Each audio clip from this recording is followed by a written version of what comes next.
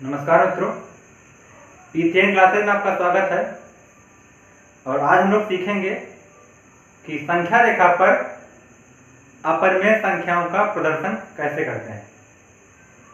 अपरिमेय संख्याओं में यहाँ मतलब है कि वर्गमूल के चिन्ह के अंदर जो संख्याएं होती हैं, जैसे वर्गमूल 2, वर्गमूल 3, वर्गमूल 5।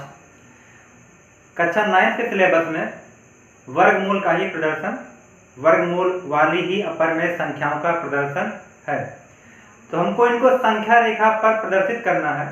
तो सबसे पहले हमें पता होना चाहिए कि संख्या रेखा क्या है। तो मैंने अपने पहले लेक्चर में बता दिया था कि संख्या रेखा क्या है। तो संख्या रेखा एक लाइन होती है, रेखा होती है जिसमें शून्य होता है। शून्य की दाईं ओर धनात्मक संख्याएं होती हैं और शून्य के बाईं ओर ऋणात्मक संख्याएं होती हैं। जो धन पूर्णांक होते हैं दाहिनी ओर, वो इक्वली स्पेस्ड होते हैं, यानी समान अंतराल पर होते हैं। जैसे ये 1 हो गया, इतने अंतराल पर ये 2 हो जाएगा, फिर इतने अंतराल पर 3 हो जाएगा, और ऐसे ही आगे ये लिखते चले जाएंगे। और अगर ऋण तरफ देखें तो शून्य के बाईं ओर ऋण संख्याएं होती हैं, ऋण पूर्णांक होते हैं। तो ये -1, फिर इतना ही गैप यहाँ पे लेंगे तो ये -2, फिर आगे इतना ही गैप लेंगे तो ये -3।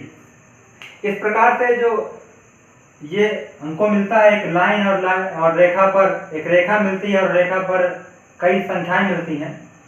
तो यही संख्या रेखा है। यहाँ पे हमने केवल पूर्णांकों को दिखाया है, और यहाँ पर 1/2 -3/2 ऐसा भी हो सकता है, लेकिन हमने यहाँ पर केवल पूर्णांकों को दिखाया है। तो मुद्दे पर संख्या रेखा क्या है कि एक रेखा होगी, उसमें शून्य होगा, शून्य के दाहिनी ओर धनात्मक संख्याएं होंगी और शून्य के बाईं ओर ऋणात्मक संख्याएं होंगी, और वे सभी समान अंतराल पर होंगी। अब हमको इसमें दिखाना है कि संख्या रेखा पर वर्गमूल 2 का निर्धारण कैसे करेंगे, ये हमको बताना है। ठीक, तो उससे पहले हमको ये जानना पड़ेगा कि पाइथागोरस प्रमेय क्या है। तो पाइथागोरस प्रमेय आप लोगों ने पिछली कक्षाओं में पढ़ा होगा। इसमें पाइथागोरस प्रमेय ये है कि कर्ण जो होता है वो आधार का वर्ग धन लंब के वर्ग के वर्गमूल के बराबर होता है।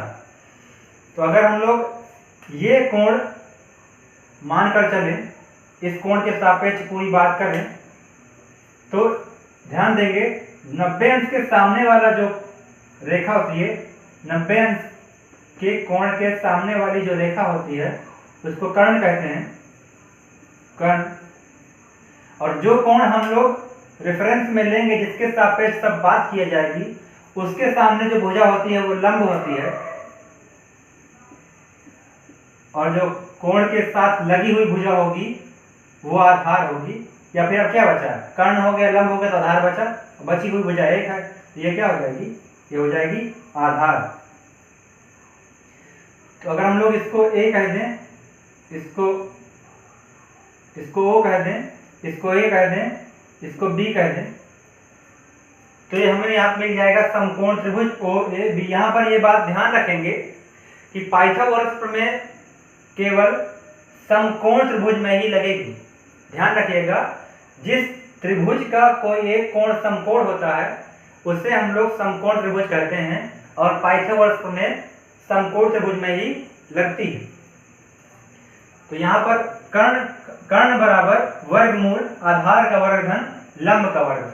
तो यहाँ पर हमारे पास कर्ण है हमारा OB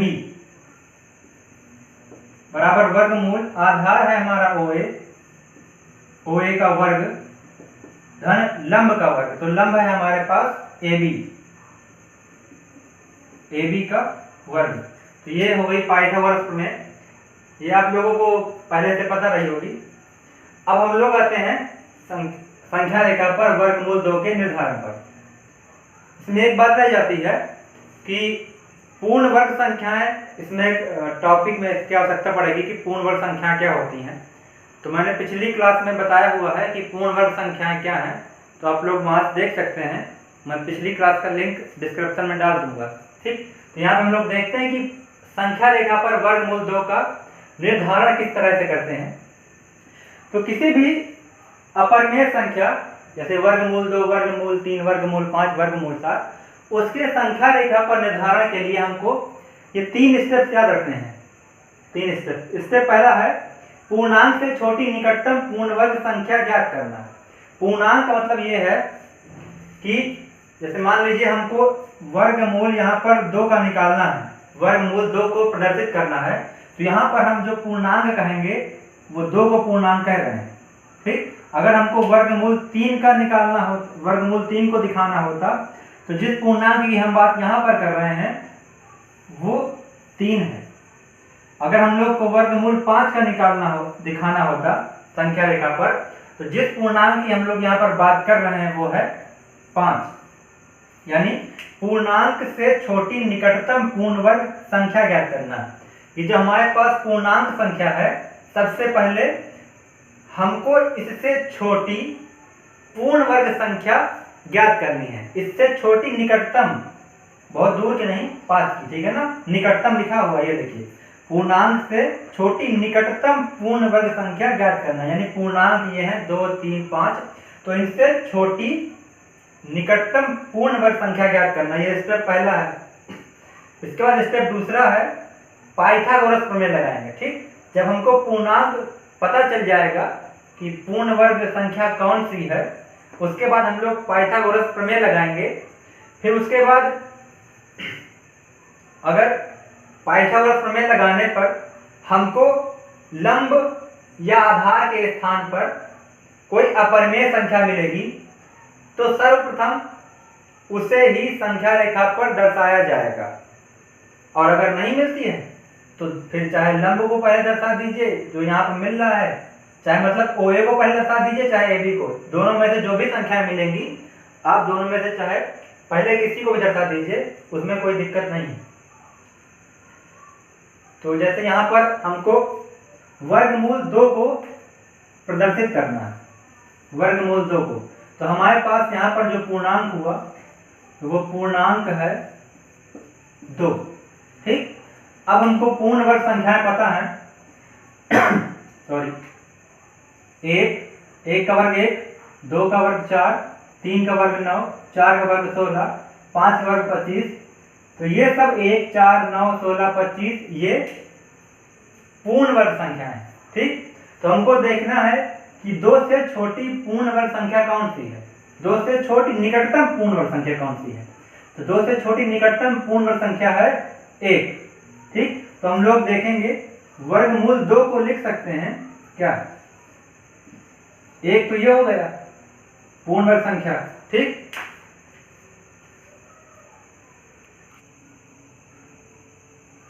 तो यहाँ पर जो 2 से छोटी निकटतम पूर्ण संख्या थी वो है 1। हम लोग वर्गमूल 2 को लिख सकते हैं 1 धन 1। 1 तो हमें कहाँ से मिला, ये 1 मिला पूर्ण वर्ग संख्या से। अब बचा कितना, तो अगर हम लोग 2 में 1 घटाएंगे तो कितना हो जाएगा, हमको 1 मिलेगा, यानी 1। अब इसको हमको वर्ग के रूप में लिखना है। क्यों वर्ग के रूप में लिखना है, क्योंकि हमको लगाना है पाइथागोरस प्रमेय। ठीक है, इसमें होता है आधार का वर्ग धन लंब का वर्ग, इसको हमको वर्ग के रूप में लिखना है। तो हमको पता है कि 1 का वर्ग होता है 1, फिर से 1 का वर्ग 1, तो ये हो गया पाइथागोरस प्रमेय के रूप में, इसको लिख दिया हमने। अब हमें यहाँ पे स्टेप तीसरा देखना है।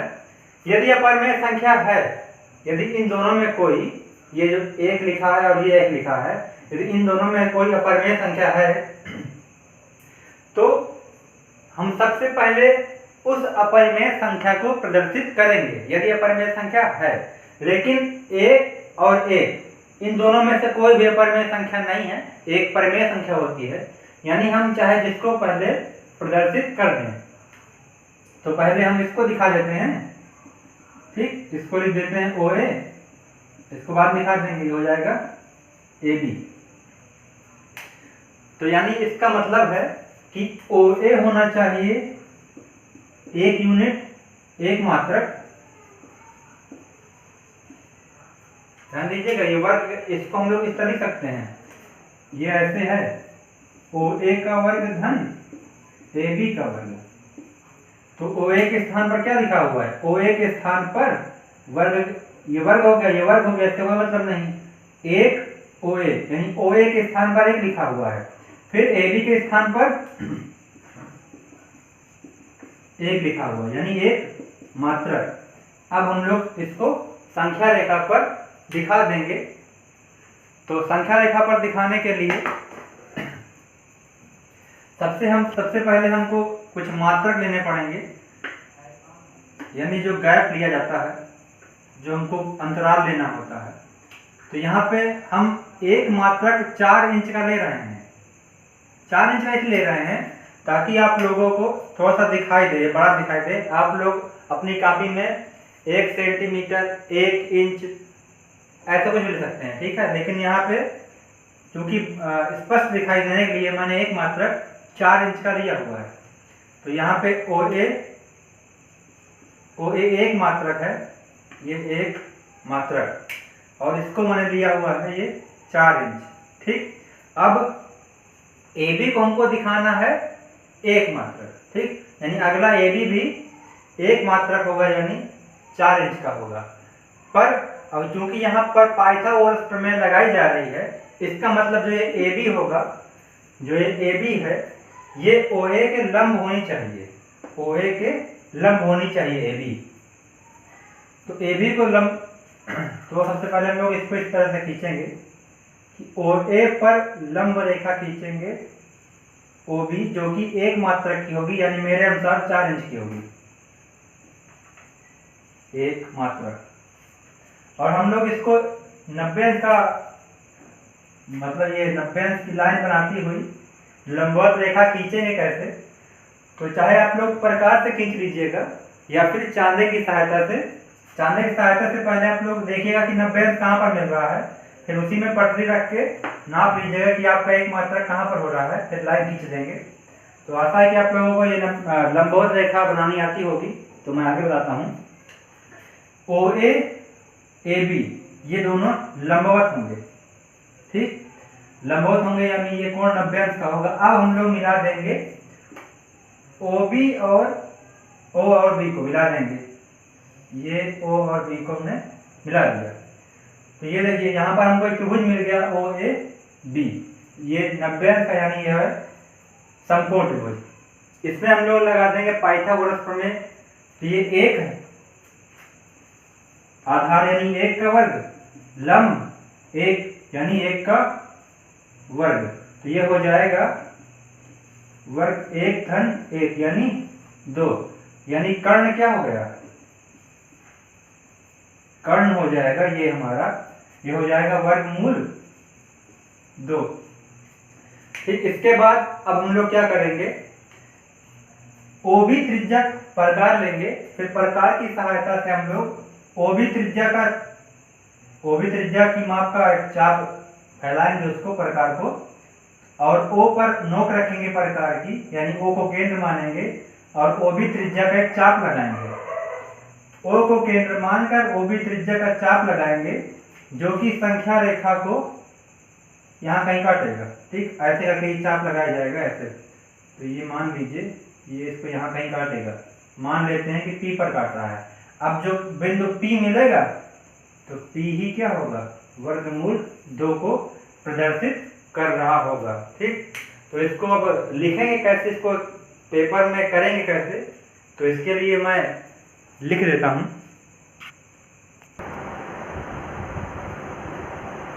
परीक्षाओं में, अगर आप लोगों की परीक्षाएं जब हों तो आप लोगों की परीक्षाओं में वर्गमूल 2 का निर्धारण इस तरह से लिखना है। आप लोगों केवल ये चित्र बना के नहीं चले आना, इस तरह से अगर लिखेंगे तो ये मतलब अच्छा है, और ये फिर जो जांच करता होगा वो आपको नंबर देने में हिचकिचाएगा नहीं। इस तरह से लिखना है आपको। तो इसमें जो जो हम लोगों ने किया है वो लिख देना है। सबसे पहले हम लोगों ने एक संख्या रेखा खींची थी x'(OX), सबसे पहले हमने वही लिखा है कि माना रेखा x'(OX) संख्या रेखा को प्रदर्शित करता है, और जो O होता है वो बिंदु शून्य को, O बिंदु शून्य को प्रदर्शित करता है, तथा बिंदु O शून्य को प्रदर्शित करता है। OA और AB एक एक मात्रक से हम लोगों ने निकाला कि कैसे एक एक मात्रक थे। तो OA बराबर 1 मात्रक और AB बराबर 1 मात्रक। AB OA पर लंब था, ए बी ओ ए पर लंब है, ये लंब होने का चिन्ह होता है। यहाँ पे हमको समकोण त्रिभुज मिला ओ ए बी, तो समकोण त्रिभुज ओ ए बी में हम लोगों ने पाइथागोरस प्रमेय लगाई। पाइथागोरस प्रमेय से कर्ण बराबर वर्गमूल लंब का वर्ग धन आधार का वर्ग, कर्ण है यहाँ पर ओ बी, और फिर ओ बी हो गया वर्गमूल ए बी का वर्ग धन ओ ए का वर्ग। तो ए बी और ओ ए का मान रखा है 1 है, इसको हल किया तो ओ बी आ गया वर्गमूल 2 मात्रक, यहाँ पर मात्रक लिखेंगे वर्गमूल 2 मात्रक। ठीक, फिर यहाँ पे हमने ओ बी को मिला लिया। फिर लिखेंगे अब प्रकार की सहायता से, अब प्रकार लेंगे, प्रकार की सहायता से ओ को केंद्र मानकर ओ बी त्रिज्या का चाप लगाया जो संख्या रेखा को बिंदु P पर काटता है, बिंदु P पर, और इस प्रकार प्राप्त बिंदु P वर्गमूल 2 को प्रदर्शित करता है। ये मैंने इस तरह से तीर लगाकर दिखा दिया है, वर्गमूल 2 P वर्गमूल 2 को प्रदर्शित कर रहा है।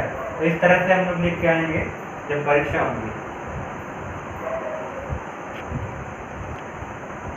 अब हम लोगों को संख्या रेखा पर वर्गमूल 3 का निर्धारण करना है, यानी संख्या रेखा पर वर्गमूल 3 कहाँ होगी, कैसे निकालेंगे।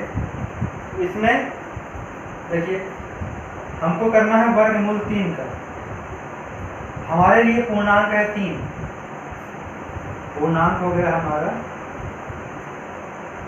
3। ठीक, फिर अब हमको वह संख्या निकालनी है जो 3 से छोटी हो और निकटतम पूर्ण वर्ग हो। तो 3 से छोटी संख्या पूर्ण वर्ग 1 है, 1 के पहले कोई पूर्ण वर्ग संख्या नहीं है। तो हम लोग 3 को इस तरह से लिख सकते हैं कि वर्गमूल 3 बराबर, हम लोग को 1 मिला था पूर्ण वर्ग संख्या 1, अब बचा क्या, हम लोग प्लस करके क्या लिखते हैं, प्लस करके हम लोग अगर लिख दें तो ये दोनों बराबर हो जाएंगे।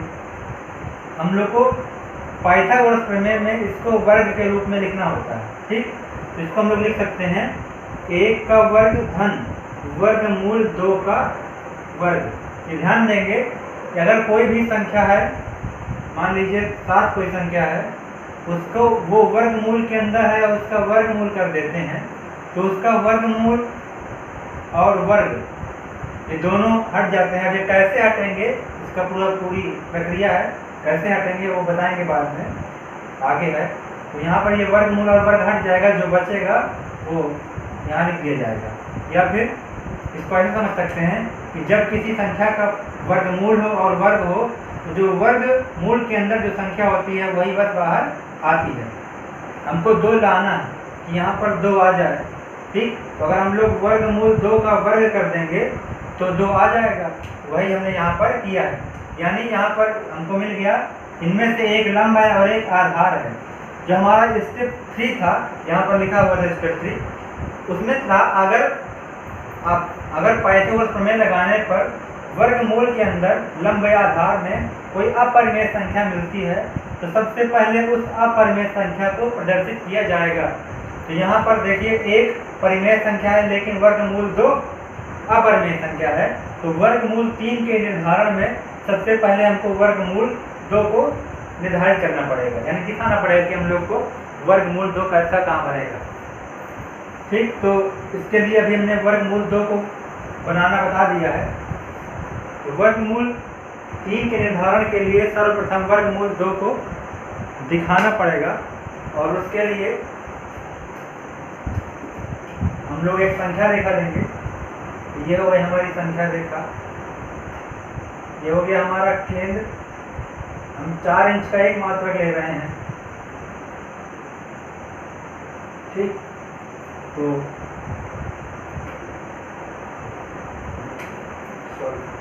हमको पहले दिखाना है वर्गमूल 2, यानी हमको वर्गमूल 2 निकालना पड़ेगा पहले। वर्गमूल 2, तो वर्गमूल 2 को निकालने के लिए हम लोगों ने सर्वप्रथम OA और OB एक मात्रक लिया था। ठीक, तो एक मात्रक लेने के लिए ये हो गया हमारा O, ये हो गया A, एक मात्रक का, ये हो गया X, ये हो गया X डैश, ये है हमारा O।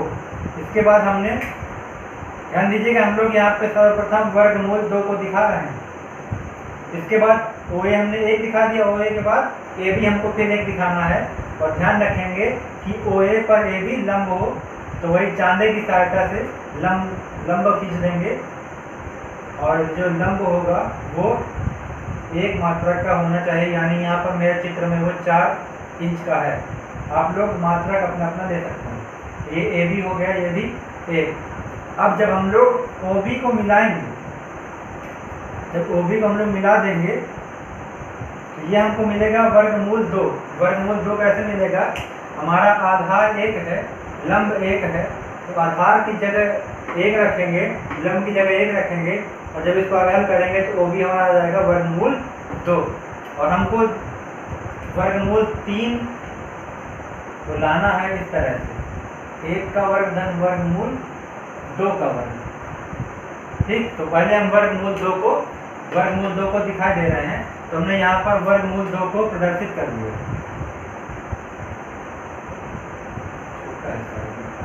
ये हमने दिखा दिया, ये वर्गमूल 2। ठीक, फिर अब इसके बाद ये हमारा ये हो गया, आधार मिल गया हमें। ठीक, अब आधार मिलने के बाद लंब होना कितना चाहिए? हमारा लंब 1 होना चाहिए। ठीक, तो लंब 1 करने के लिए OB पर लंब खींचेंगे। अब जब हम लोग लंब खींचेंगे वो OB पर लंब होगा और वो 1 मात्रा का होना चाहिए। और ये हो गया हमारा 1 मात्रा का। ये OB पर हमने लंब खींच दिया और ले लिया ये BC, और ये हो गया 1 मात्रा का। अब हम लोग इसको मिला देंगे O और C को। तो जब O और C को मिला देंगे तो हमारा आधार हो गया वर्गमूल 2, आधार हो गया वर्गमूल 2, इसका वर्ग आधार का वर्ग, लंब हो गया 1 का वर्ग, इन दोनों को जोड़ दो, हल कर लेंगे आगे। तो ये आ जाएगा 2, ये आ जाएगा 1, यानी वर्गमूल 3। पाइथागोरस प्रमेय लगाने पर ये हो जाएगा OC हमारा हो जाएगा वर्गमूल 3। ठीक, तो इस प्रकार से हमने दिखा दिया कि OC कितना है? वर्गमूल 3 है। लेकिन अभी हमने ये नहीं दिखाया कि संख्या रेखा पर कहाँ, तो संख्या रेखा पर कहाँ है इसको दिखाने के लिए हम लोग प्रकार लेंगे और O पर प्रकार की नोक रखेंगे, OC त्रिज्या का चाप लेंगे और फिर संख्या रेखा पर चाप को लगाएंगे, जो कि संख्या रेखा को यहाँ कहीं काटेगा। आप लोग प्रकार से करिएगा, आपका बिल्कुल सही आएगा।